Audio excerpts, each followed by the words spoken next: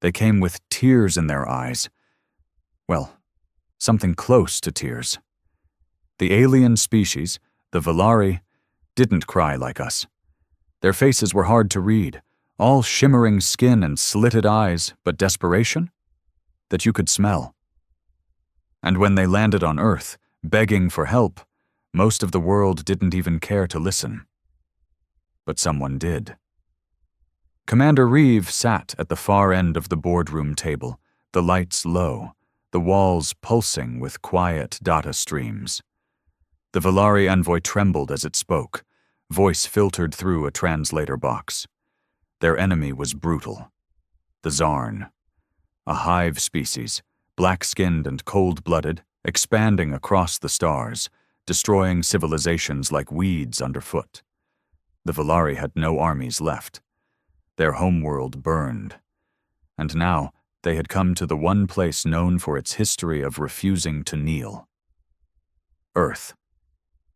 Reeve didn't speak at first. His face was a map of scars, each one a memory. His eyes weren't the soft kind. He didn't blink unless it was needed. And when he did speak, it was slow, quiet, deadly calm. You want help from humans? The Valari bowed again. Yes, we were told. Humans fight when others fall. That your warriors are unlike any we have seen. Reeve didn't laugh. He just looked around the table at the others. Generals, politicians, corporate donors, all silent. You're not wrong, he said. Then he stood. Reeve didn't call for an army. He didn't issue orders to green recruits or bureaucrats in shiny uniforms. He called for legends, the ones whose names were whispered in war zones, men who were ghosts on paper, who disappeared into missions that never existed, who came back broken, or didn't come back at all. Some said the fleet of legends wasn't real, that they were just war stories, told by soldiers too drunk to forget. But they were real, and Reeve still had the blacklist that held every name. 3 days later, they gathered in a hangar deep beneath the Rockies. No fanfare, no press, just cold steel and colder eyes. There was Briggs, the demolitions expert who once turned an asteroid base into a firestorm. They said he laughed while the bodies burned. Cole, the sniper whose bullet had ended a dictator's reign, while blindfolded. Jax, the close combat freak. Rumor said he killed with his bare hands because he liked to feel it. And Reeve? He didn't ask them to come. He told them the truth. The Valari need help. The Zarn are pushing across the system. They want to enslave everything they touch. Briggs cracked his knuckles. So? They're offering full command authority. No rules, no politics. We do what we do best. Cole's eyes narrowed. And what's that? Reeve didn't blink. We win. Silence held for a moment. Then Jax grinned. Hell, I thought you'd never ask they didn't board a standard fleet. No, this was something different. These weren't Navy ships with chain of command and clean sheets. These were retrofitted war beasts, custom-built, AI-driven destroyers designed for autonomy and brutality. They named the fleet Judgment. And when it launched from Earth's dark side, no human press was allowed to report it. No flags were waved. Just cold fire from the engines as they vanished into the stars. The Valari gave them coordinates, what was left of their colonies, the front lines where the Zarn swarmed like rats over a corpse. But the legends didn't rush in blind. Reeve sat in his command chair, watching the stars blur past. We don't fight for them, he said quietly to the crew. We fight for us, because if the Zarn come here one day, we either kill them now or bury our children later. They nodded. Every one of them had fought wars Earth pretended didn't happen. This time, they wanted the truth, the dirt, the blood, the justice. What none of them knew, what even Reeve hadn't predicted, was that the Valari weren't telling the whole story, and the legends weren't flying into a war to save the galaxy. They were flying into a trap. Silence reigned inside the ship, but it wasn't peace. Peace was something that didn't exist in the hearts of the men aboard the Judgment. Each of them sat in a haunted stillness, not out of calm, but out of habit. Habit of waiting, habit of hunting, habit of expecting things to go wrong. Commander Reeve leaned back in his chair, watching stars streak by the observation window. The ship's AI, Cora, hummed low in the background, processing coordinates and threat maps in the blink of an eye. Reeve's face remained impassive, but inside, something gnawed at him. The Valari envoy had begged, practically fallen on its knees. That desperation had felt real enough. But Reeve had seen desperation before. He'd seen politicians cry when they wanted favors, seen murderers sob when they needed an alibi. Desperation was a mask, and Reeve had lived too long to be moved by masks. Briggs stomped in, throwing down a crate of thermal grenades with a grunt. Coordinates lead us into Zarn-occupied territory. 6 systems already confirmed gone. Nothing but wreckage and radiation. Anything salvageable? Reeve asked. Not unless you count broken bones and melted cities. Jack strolled in behind him, twisting a combat knife in his fingers like he was flirting with death.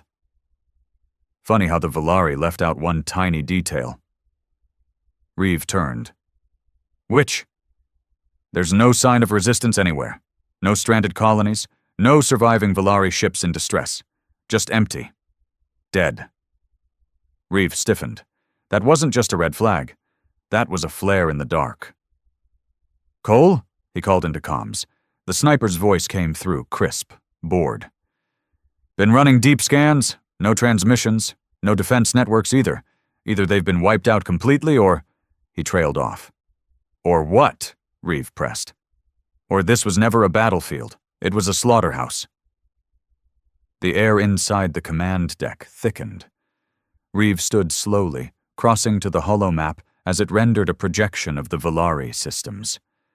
The planets didn't just look devastated, they looked erased, too clean, too final. What the hell are we walking into? Briggs muttered. Reeve clenched his jaw.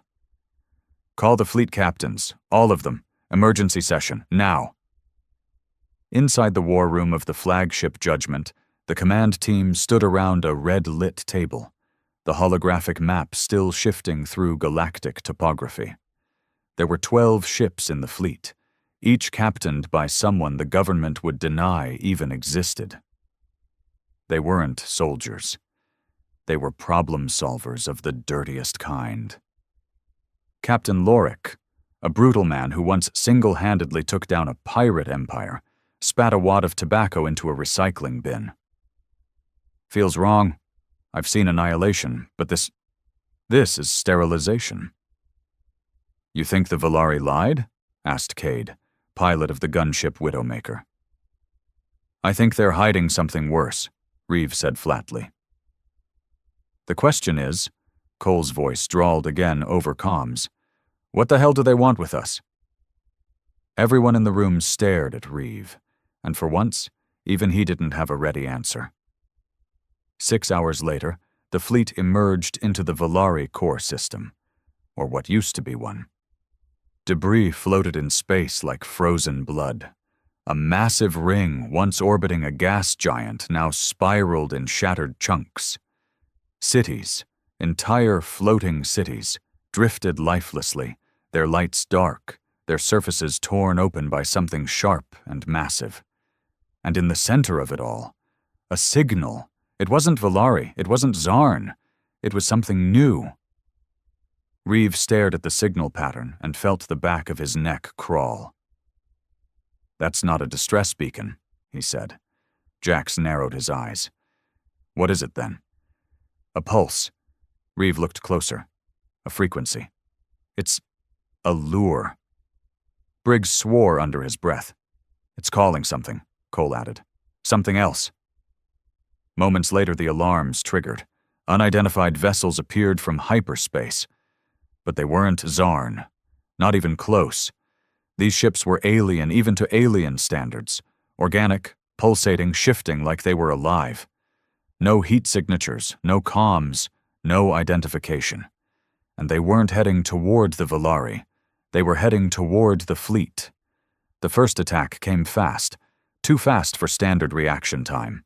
A spear of red light pierced the Widowmaker's outer hull. Shields held, barely. But Cade screamed through comms, "They're scanning our memories! What the hell is this?" His transmission cut off. The entire crew of the Widowmaker went silent.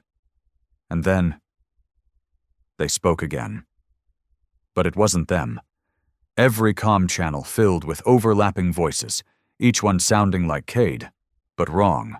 Office mechanical, distorted. Reeves' blood went cold. "They're mimicking us." Jax turned to him. "Why would they? To confuse, to trick, to destabilize us." Reeves snapped back. Briggs slammed a fist into the table. "This ain't a rescue mission. It's a damn experiment." The comms screamed again. Dozens of distorted voices now speaking Reeves' own orders back at them. Then the alien ships stopped moving. One opened. A creature emerged, towering, humanoid, cloaked in something shifting like smoke. It hovered, not standing on anything. Its eyes were the color of dying stars. The Valari had said nothing of this. The creature spoke without a mouth, straight into their heads. Legends, yes, good. Test subjects, complete. And in that moment, everything became clear. This wasn't a cry for help. This was a goddamn harvest. Chaos erupted. Reeve ordered the fleet to scatter, evasive maneuvers. Every ship jumped in different directions, taking irregular paths through subspace, avoiding pursuit. But the creature didn't follow. It didn't need to, because the Valari had already done their job. They hadn't lied. Not completely. They were in danger. But they'd made a deal. A trade. In exchange for survival, they offered something else. Not prisoners, not weapons. They offered humanity's best killers. The Judgment barely made it out, limping on one functional drive. The others were worse. Some ships lost half their crews to mental collapse during the psychic pulse. Others never made it out at all.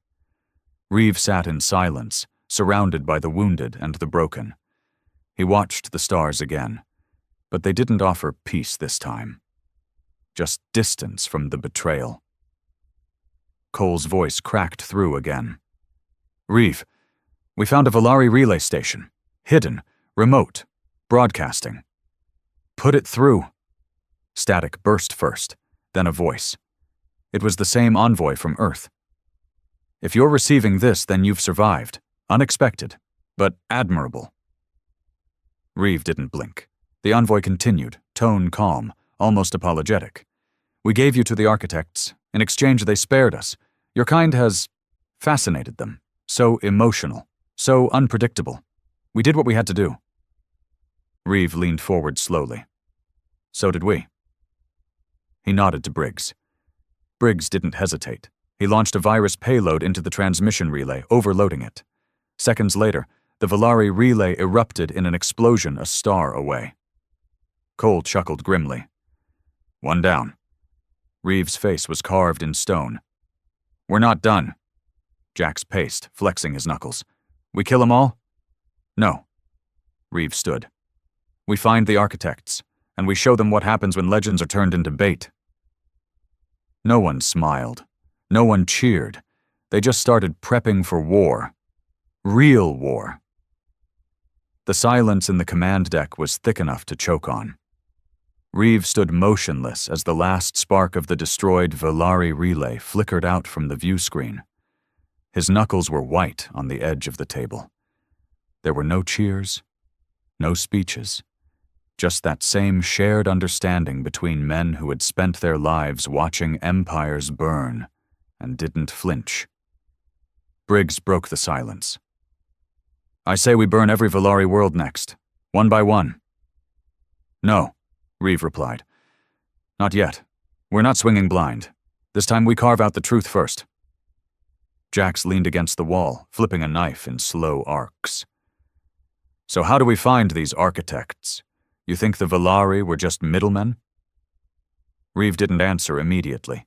He turned and walked toward the sealed intelligence room at the rear of the ship. Only 3 people aboard had access. He was one of them. Inside, lights flickered awake. The walls were lined with data feeds, intercepted transmissions, black site footage, intel too dangerous or disturbing to ever hit Earth's public channels. He keyed in a phrase, "non-human neural mimicry entities." The AI paused. Then it pulled up a restricted file tagged A-Class Anomaly, Red Sigil Protocol. Cole's face appeared in the corner of the comms, watching from his sniper perch. "What are we looking at?" "Something buried," Reeve murmured.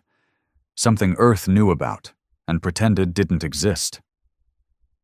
10 years earlier, a listening post beyond Saturn picked up strange signals, distorted human speech, in voices that hadn't been alive for decades. Some of those voices belonged to soldiers declared missing during covert missions. Others were the voices of political dissidents, and a few of people who never existed on paper at all. The source of the signal was a dead zone past Pluto, a black rift in space where sensors bent and time stuttered. They sent a probe. It vanished in under 10 minutes. Reeve had been one of the first to read that report back when he still wore medals and pretended to believe in governments. He'd buried it in the dark, along with the part of him that once believed Earth could stand on truth. Now, that file came back like a ghost. The fleet limped toward an old refueling station on the fringe of the Casson Belt. No affiliation, no allegiance, just a den of outlaws, pirates, and rogue AI who didn't care who you were as long as you paid. They docked under false ID. Reeve wore a hood and a scowl. Briggs carried his pulse cannon like a child's toy. Jax, with his dead-eyed grin, made sure no one got too curious. Their contact was a man called Varric, a former intelligence analyst gone rogue. He owed Reeve his life from a mission that left 3 platoons dead and 1 empire destabilized. Varric didn't smile when he saw Reeve. "You shouldn't be here." "No one should," Reeve replied. "But we are. I need data." Varric led them to a hidden chamber beneath the station, shielded against scans. "You're not going to like it." "I haven't liked anything in 20 years, Reeve said flatly. Varric activated a panel and pulled up a star map overlay with heat signatures.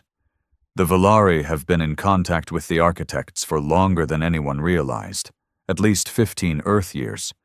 The architects, they don't invade. They experiment. Entire species have vanished after alliances with them. He tapped on one red dot. This is where they took the most recent batch, including human units. Reeve leaned closer. Coordinates. Varric hesitated. "I'm giving you this, but don't come back asking for help. This is where the monsters live." They departed without ceremony. There were no goodbyes, no celebrations. The crew of the Judgment prepped in silence. Some polished weapons, others stared into the void, and a few recorded final messages they knew would never be sent. Cole joined Reeve in the observation deck just before jump. "You think they even know what they started?" he asked. Reeve didn't turn. "The Valari made a deal with the devil. We're just making sure they get what devils deserve." "Think we'll survive this?" Reeve paused. "Doesn't matter." Cole nodded once and left. The fleet jumped. The system they emerged into had no sun, no gravity well, no recognizable star signature. It was a dead place. No, older than dead. Pre-life. The ships around them didn't move like machines. They moved like thoughts, flickering, bending, twisting through folds in space. Jax whispered over comms. "Feels like we're inside something's mind." Cole added, "We are." Reeve keyed in the automated launch. The fleet deployed drones in a wide net. Each was equipped with anti-cognitive firewalls and memory shielding. Last-ditch tech designed for situations exactly like this. One drone made it 20 seconds. It sent back 3 seconds of video. Reeve watched it alone. What he saw was impossible. Human bodies floating in orbit, eyes wide, lips moving silently. Not corpses. Not quite.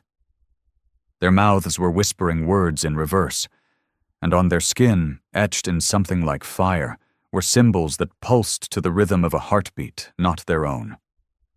Reeve didn't speak of it to anyone. The first real contact came not with ships, but with sound. Frequencies began penetrating the hull, not weaponized, not deadly. They were messages, spoken in the voice of each crew member's greatest regret.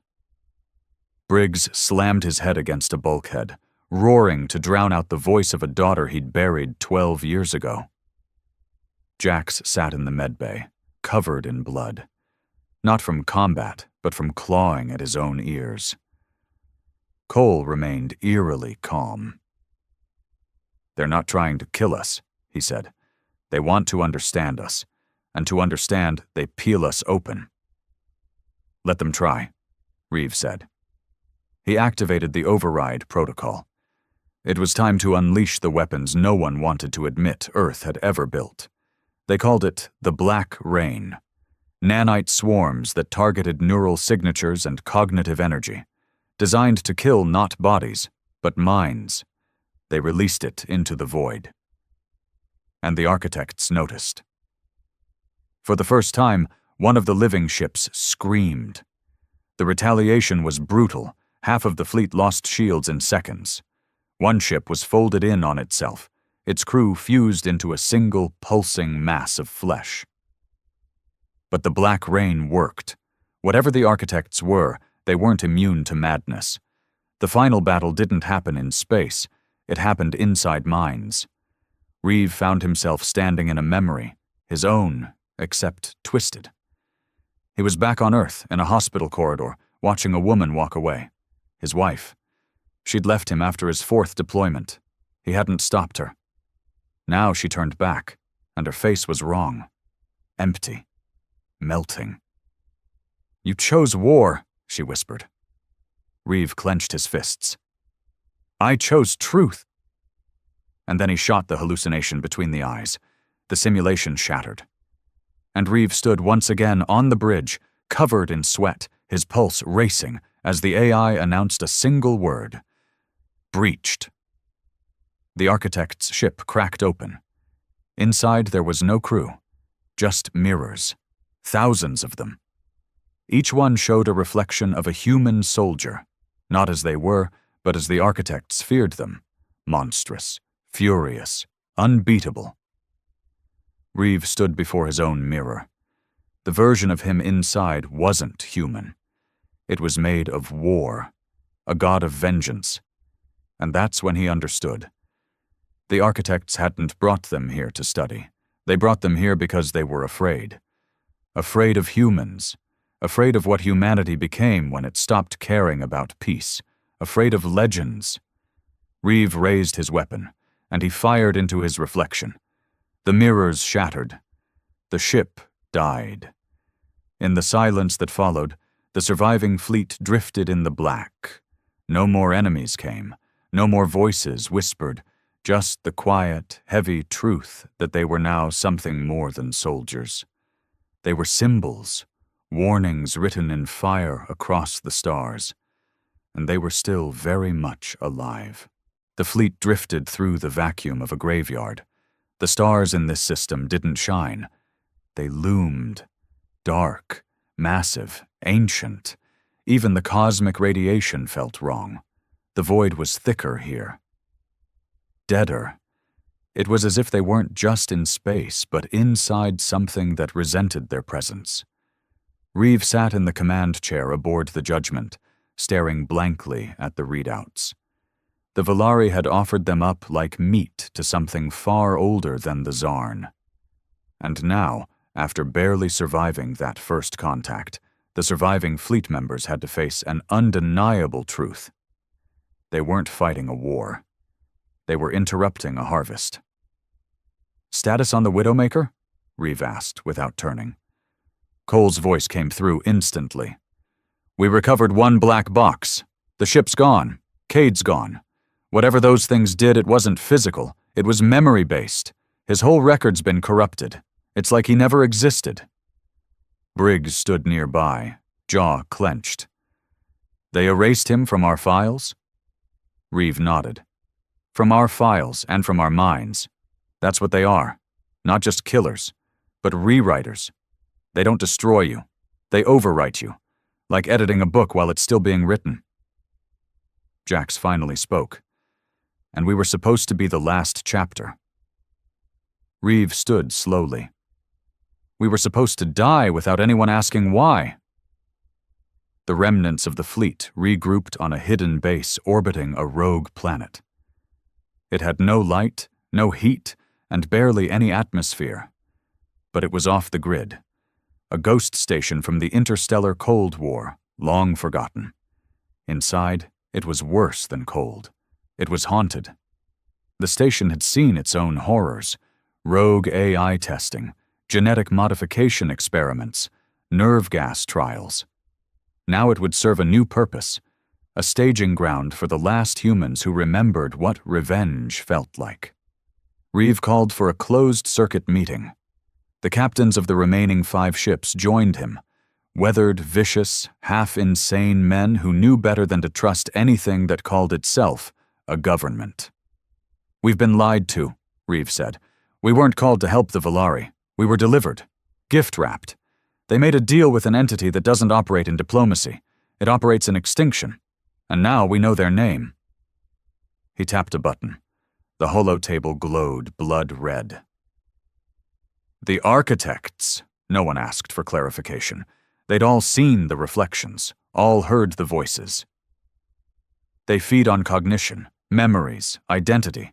They absorb species by unmaking them, rewriting every trace of their history and folding it into their own. That's why the Valari survived. They offered us instead the most unpredictable, violent, and self-destructive race in the galaxy. And the most dangerous, Briggs growled. Reeve looked each man in the eye. That's why we're still here, because we don't follow the rules. We never did. We're not the Federation's heroes. We're the problems they bury, and now we're going to become something the architects can't consume. Cole smirked. What's that? Reeve grinned, cold and sharp. Unforgettable. Operation Black Ember was born in that room, a full-scale retaliation, but not a battle, not yet.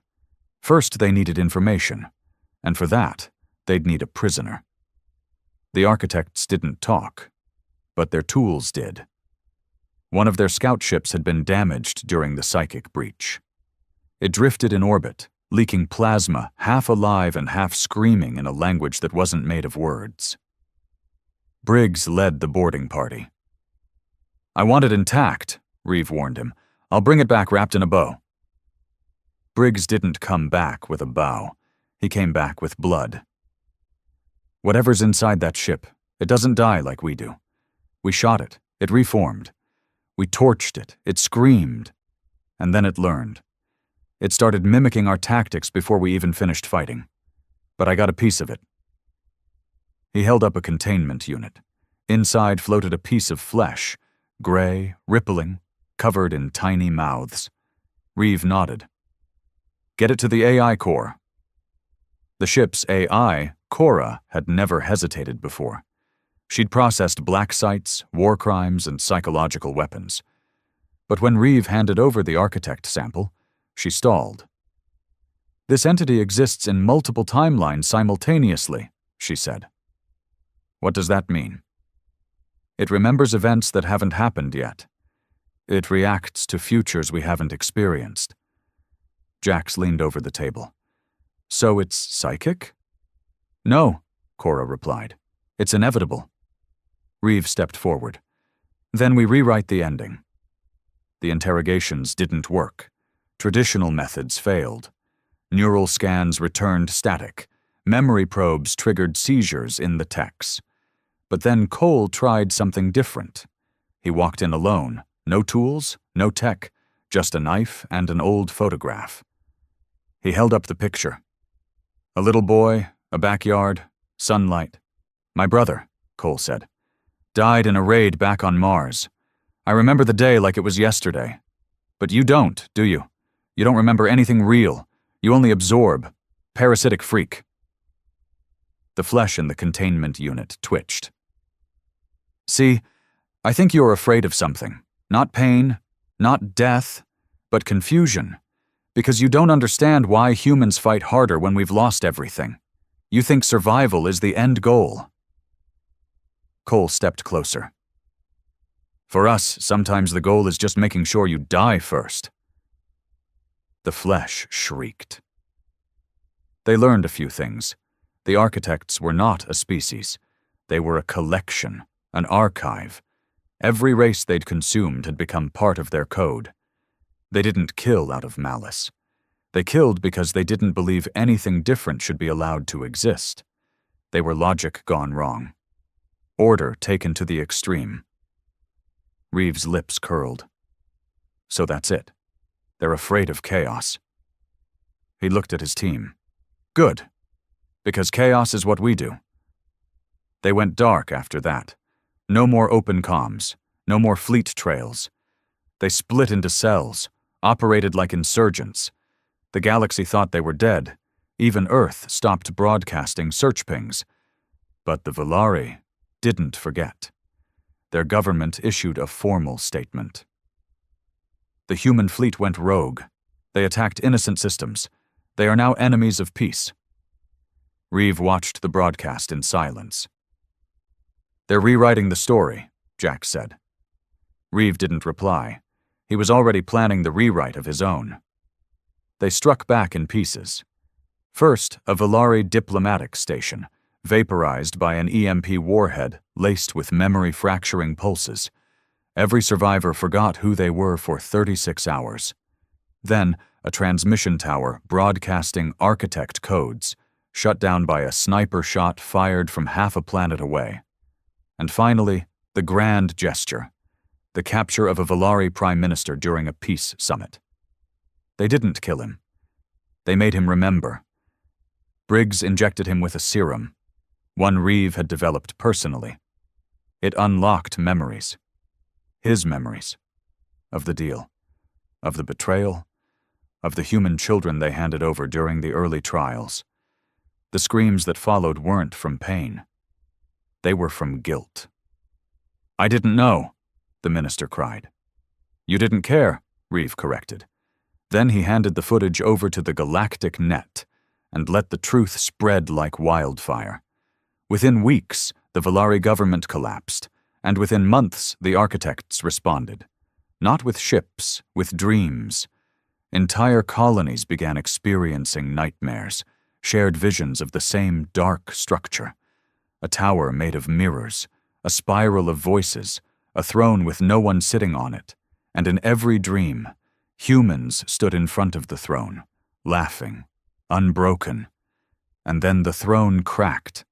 The war wasn't won, but it had changed. The architects had revealed themselves too soon. They tried to consume something they couldn't comprehend. Humanity wasn't logical. It wasn't clean. It wasn't supposed to survive. But somehow, it always did. And now? Now it wanted payback. Time moved differently in war, slower in moments of silence, faster when blood was spilled. But now time didn't seem to move at all. Reeve stood alone on the observation deck, watching the galactic map rotate. They'd struck first. They'd shown the architects that humanity would not go quietly into assimilation. And for the first time, they'd forced these creatures of thought and memory into reaction. The fleet was fractured, scattered across deep space in isolated pods. Their communication was relayed through non-linear encryption, bouncing through dying stars, black holes, and long-abandoned satellites. No one used real names anymore. Not since the last time the architects traced one. Reeve was Ghost Father now. Cole had taken on Echo 7. Jax simply Red. Briggs didn't change his name. He just grunted and said, "Let them come." The war had changed them. Not just physically, though half the fleet had undergone surgeries to shield their minds, but mentally, spiritually, whatever the hell you wanted to call it. They were no longer human in the way Earth remembered. They were something new, something unkillable. The architects hadn't stayed idle. They had recalibrated. The nightmares that once haunted colonies had stopped. Not because the architects had given up, but because they'd changed tactics. Now the dreams were hopeful, peaceful, manipulative. Entire outposts were falling without a shot fired. People began turning off defense systems, welcoming the final evolution. It was psychological warfare on a scale even Earth's Black Ops divisions hadn't imagined. Reeve watched footage from a station called Meridian 6. Civilians marched into ships made of light, smiling, weeping, praising the architects like gods. They weren't dragged. They volunteered. Cole's voice crackled through. Stockholm Syndrome in hyperspeed. No, Reeve said grimly. This is worse. They're not afraid anymore. They're grateful. That changed everything. The fleet's new mission wasn't just military. It was ideological. They had to infect the galaxy with resistance. They had to remind people of pain, fear, and betrayal. As brutal as it sounded, those emotions were anchors, proof of identity. So they attacked. Not the architects, not directly. They attacked the idea of the architects. Reeve authorized Operation Shatterglass. One by one, they found the Ascension Chambers, massive stations where converted species worshipped the architects and awaited absorption. Briggs led the assault on the first. It wasn't a battle. It was a massacre. The chambers were protected by illusions, by feelings of euphoria. But once the fleet broke through, once the real world hit, the illusion cracked. And those inside? They weren't praying. They were being harvested. Piles of skin, bones stripped of memory, echoing with laughter that wasn't theirs. Jax walked through one corridor and came out silent, blood dripping from his fingers. He didn't explain what he saw. Didn't have to. The visuals went out to every unaligned outpost across the galaxy. And suddenly, Ascension didn't look like salvation anymore. It looked like a slow suicide. But the architects weren't done. They responded again, not with fleets or weapons, but with truth. They broadcasted a message, everywhere, across every frequency, every neural channel, every subconscious, and it was simple. It was Reeve's face, unsmiling, empty, then a voice. This is the man who chose war over peace, pain over purpose, memory over unity. He leads the last fragments of a dying species. Then the video changed. Children screaming on Earth during the Red Riots, soldiers executing prisoners during the Titan Rebellion, the nuclear fires of Europa. This is humanity. This is who they are, and this is who they follow. Reeve watched it all in silence. Didn't blink, didn't flinch. Then he turned off the feed and looked at the crew. Good, he said. Let them remember what we're capable of. The message fractured the galaxy. Some species began rejecting humans openly, fearing what they represented. Others, especially the broken, the desperate, the angry, began following. Outlaws, warlords, survivors. The fleet started receiving requests, not for peace, for weapons. One came from a man named Darnell Vrex, a former mining baron who now controlled a planet-wide resistance network. Reeve met him in a hollowed-out asteroid station. No guards, no pretenses. Vrex poured a drink. You know what I like about humans? You don't hide who you are. Everyone else pretends to be civilized. You show your teeth. Reeve took the glass and stared him down. We're not here to make friends. Vrex laughed. Good. I'm not here to survive. I'm here to kill gods. They shook hands. A new alliance was born, one the architects couldn't predict. Meanwhile, the deeper cells of the fleet began studying the captured architect fragment. Cora, the AI, had isolated a repeating pattern buried in its synaptic layers. "It's a memory," she told Reeve. "Whose?" "Not one of ours. The architects absorbed it from a species long gone, and the memory is rejected. It hurts them." Reeve leaned forward. "Show me." The memory played. A simple thing. A child screaming as a loved one was taken. Grief, rage, loss. "They can't process it," Cora said. "They erase pain to function. It's poison to them." Reeve whispered, "Then let's make a galaxy's worth." He issued the order, Project Iron Echo. They began broadcasting raw human trauma, unfiltered, uncensored, uncontained, into architect-controlled space. The results were instant. One of the architect harvest ships collapsed in on itself. The AI diagnosed it as cognitive overload. The second one tried to fight back, but its weapons turned on itself. The fleet had found their weapon: emotion, suffering, memory. The very things the architects tried to erase were now being weaponized against them. But war costs. The architects struck back, not with ships, but with doubt. Jax started hallucinating. He saw his sister, long dead, walking the halls of the judgment. He heard her laugh. She blamed him for her death. He didn't sleep for days. Briggs stopped talking altogether. Cole began recording goodbye messages. And Reeve? Reeve received a data package from Earth, an encrypted file.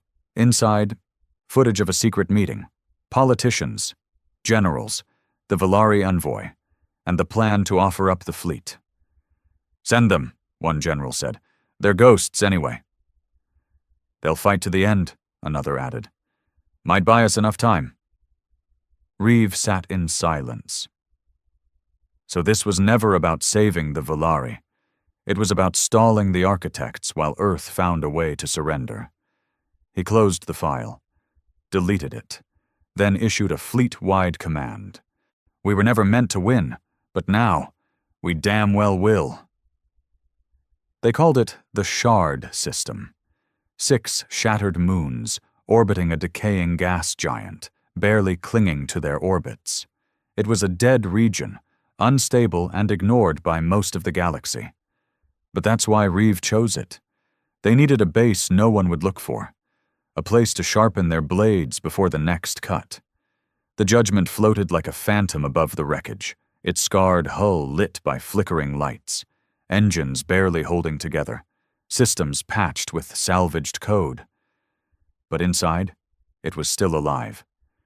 Reeve stood on the command deck, eyes fixed on the projections in front of him. They weren't maps, they were people, thousands of them, faces from across the stars, each one marked as converted, lost, or recoverable. Emotion had become their greatest weapon, but it came at a cost. Cole walked in without knocking. "We've got a problem." Reeve didn't look away from the screen. "Only one?" Cole tossed a datapad onto the table. "The Earth Council just issued a directive. Official disavowal of the fleet. They're calling us war criminals, terrorists, traitors." Reeve didn't flinch. "Expected?" "There's more. They're opening negotiations with the architects." Now Reeve turned. "What?" "They're calling it a coexistence accord. Mutual cognitive neutrality. Basically, Earth gives them limited access to consciousness streams, our cultural memory, for peace." Reeve stared at the screen like he could burn a hole through it. "They're trading the soul of humanity for safety," he muttered. "They don't even know what they're giving up," Cole said. "No," Reeve replied, cold fury rising. "They do. That's what makes it worse." The meeting room inside the judgment was quieter than usual.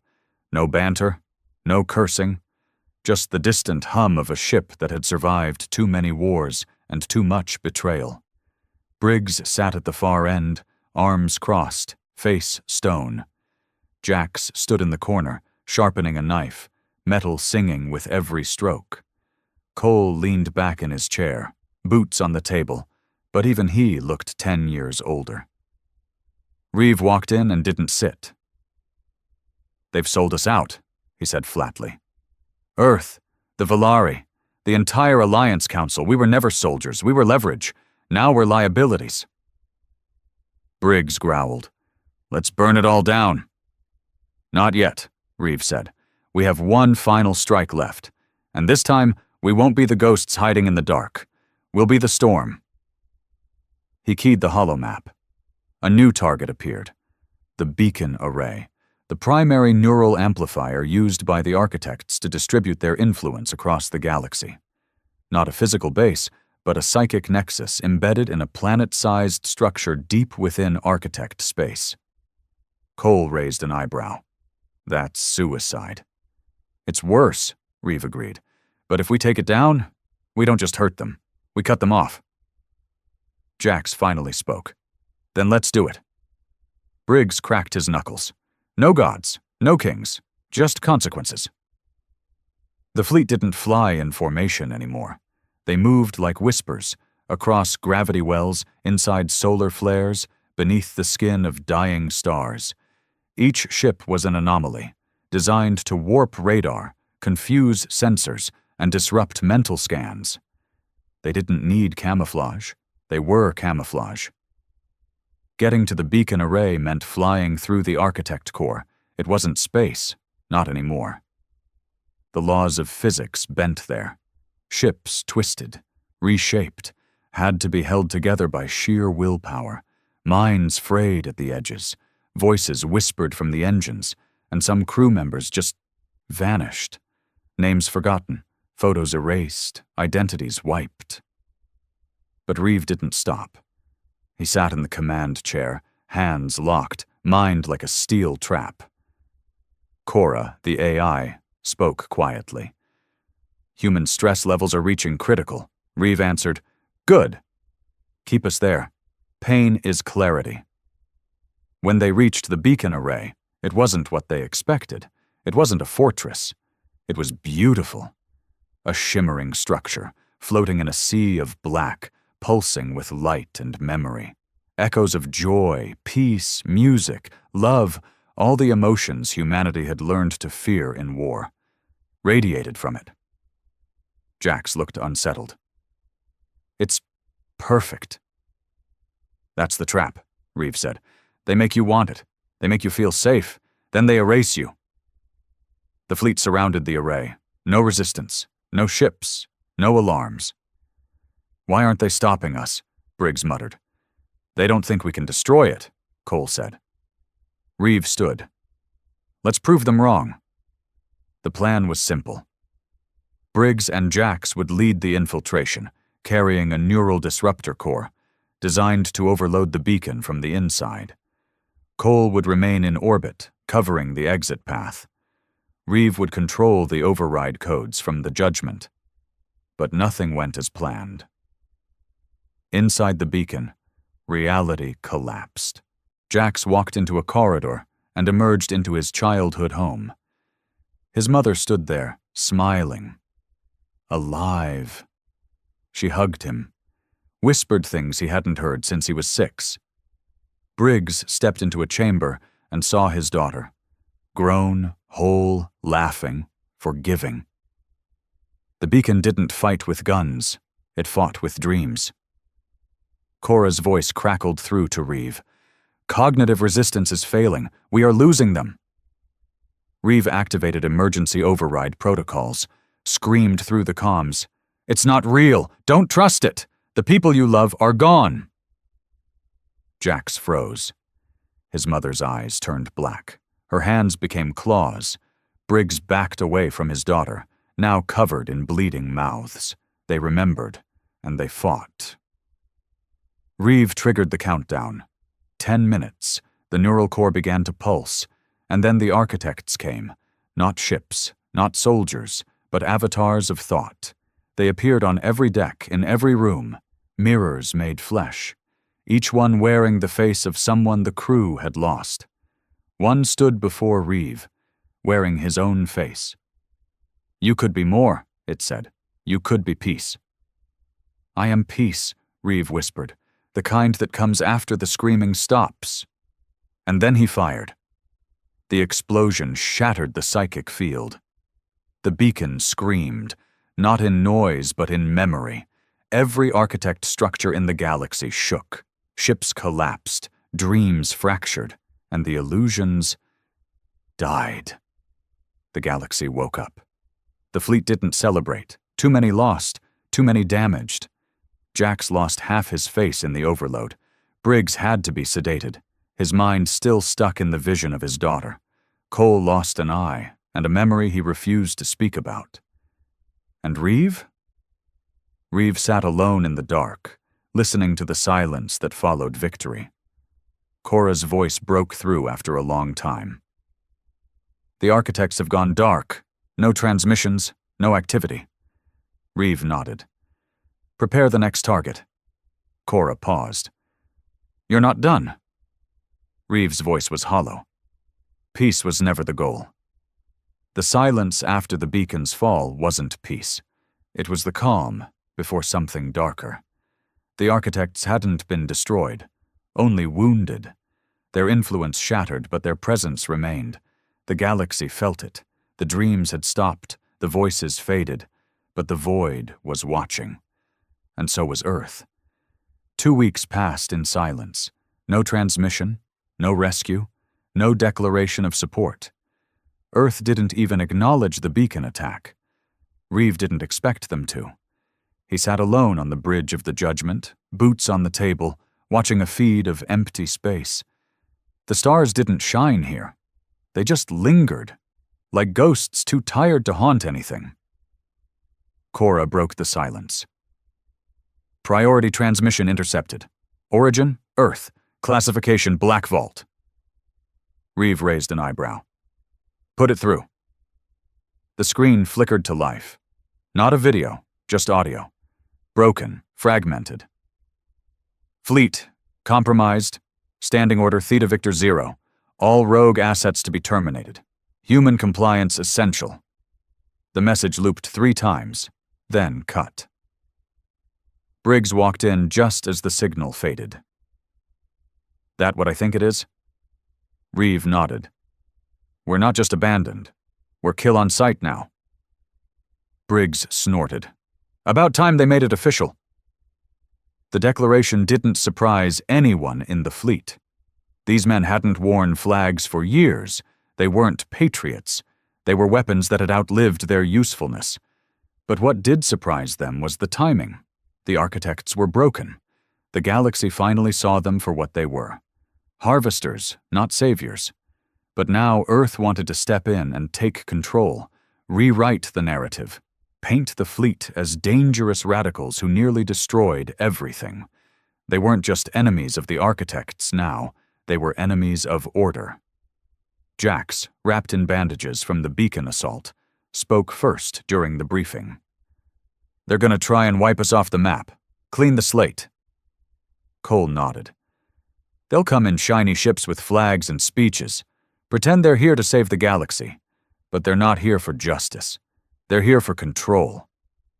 Reeve stood at the front, silent for a long time. They can try, he said, but they don't get to bury the truth. Not this time. The fleet divided. Some ships were too damaged to continue. Crews too broken to fight. They were given cloaked coordinates to drift in peace, far from Earth's eyes. Others volunteered for the final phase, Operation Pale Fire, a targeted data strike, not on Earth systems, on its history. Reeve had spent years collecting classified files, black site data, war logs buried by politicians. At first it was insurance, but now it was ammunition. They would unleash the truth. About the Valari Pact, about the beacon experiments, about the politicians who had ordered children sacrificed for psychic stability. It would be war, but not with guns, with memory. They slipped through the core rings like phantoms. Earth's defenses were impressive. Drones, orbital weapons, deep space scanners, but none of them were built to fight ghosts. The judgment didn't fire a single shot. It just broadcasted everything, every document, every video, every voice recording, to every colony, every station, every citizen. Within minutes, Earth's network crashed. Social unrest exploded. Uprisings on Luna, riots on Europa, mass defections in the inner ring. And the fleet? Gone before Earth could respond. But Earth wasn't the only one watching. The Valari, shamed and scattered, made contact. Reeve agreed to meet them, not in peace, but in understanding. The meeting took place on a neutral station, abandoned since the Red Eclipse War. The Valari envoy had aged, skin faded, eyes tired. He bowed deeply. "We were wrong." Reeve stared at him. "You weren't wrong. You were cowards." The envoy didn't argue. "You gave us to the architects." "Yes." "And now you want forgiveness?" "No," the envoy whispered. "We want purpose. We want to fight." Reeve said nothing for a long time. Then he nodded. The war changed again. The architects were retreating, slowly, cautiously. Their structures dimmed, their ships flickered. But they were not dead. Because now they were evolving. They had begun creating avatars, hybrids of the species they'd consumed, designed for infiltration and counter-emotion warfare. The first one appeared on a mining moon. It looked human. It spoke like a human. It wept like a child. And it killed everyone in the colony before they realized what it was. Cora confirmed the truth. They are learning, adapting, using what they fear to build something new. "Can we stop it?" Cole asked. "No," Reeve answered, "but we can break it." The fleet assembled one last time. Not the whole armada, just those willing to take the final leap. The Judgment, the Sable Wolf, the Iron Sun, the Echo Shard, and the Black Reef. Each ship had lost more crew than it had left, but the ones who remained, they were no longer soldiers. They were nightmares, born from betrayal and rage, and they would finish what was started. The final plan wasn't a strike. It was a virus, not code, emotion. Cora had developed a delivery system, a cognitive burst layered with every raw, broken human memory the fleet had endured, every scream, every death, every loss. It would detonate at the heart of the Architect network. It wouldn't kill them. It would show them what it meant to be human, what it meant to survive with pain, not despite it. As they jumped into Architect space, Reeve sent one last message to Earth, to the Architects, to everyone. "You tried to erase us, but we are not symbols, not peace, not harmony. We are the fire that burns the story down."